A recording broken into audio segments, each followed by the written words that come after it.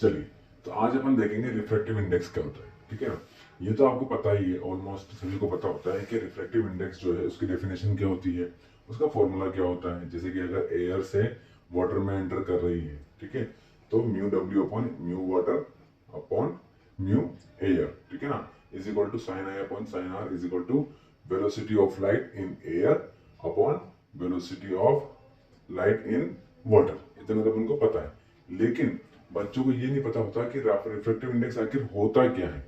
ठीक है, तो देखिए मैं आपको बताता हूँ। जैसे कि ऐसे कहते हैं कि भाई रिफ्रैक्टिव इंडेक्स ऑफ वाटर, ठीक है, अगर हम ये कहें तो कितना है इसकी वैल्यू 1.33 होती है। ठीक है, तो इसका मीनिंग क्या हुआ, इसका मीनिंग ये हुआ कि एयर के कंपैरिजन में वाटर में जो लाइट की वेलोसिटी है वो इतनी टाइम्स कम है, इतनी टाइम्स स्लो है। आई बात समझ में? ठीक है, इसी तरीके से अगर मैं कहूं कि डायमंड डायमंड का रिफ्रैक्टिव इंडेक्स कितना होता है, ये होता है 2.42। ठीक है, तो इसका क्या मीनिंग हुआ, इसका मीनिंग ये हुआ कि एयर में वेलोसिटी जितनी भी होती है किसकी, लाइट की, ठीक है ना, तो डायमंड में 2.42 टाइम्स स्लो चलेगी लाइट।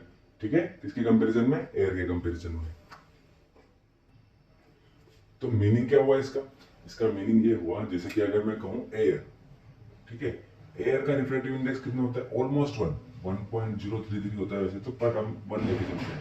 ठीक है, तो इसका क्या मीनिंग हुआ, इसका मीनिंग ये हुआ कि लाइट जो है वो एयर में ही क्या कर रही है, एंटर कर रही है, एयर से आ रही है और एयर में ही एंटर कर रही है।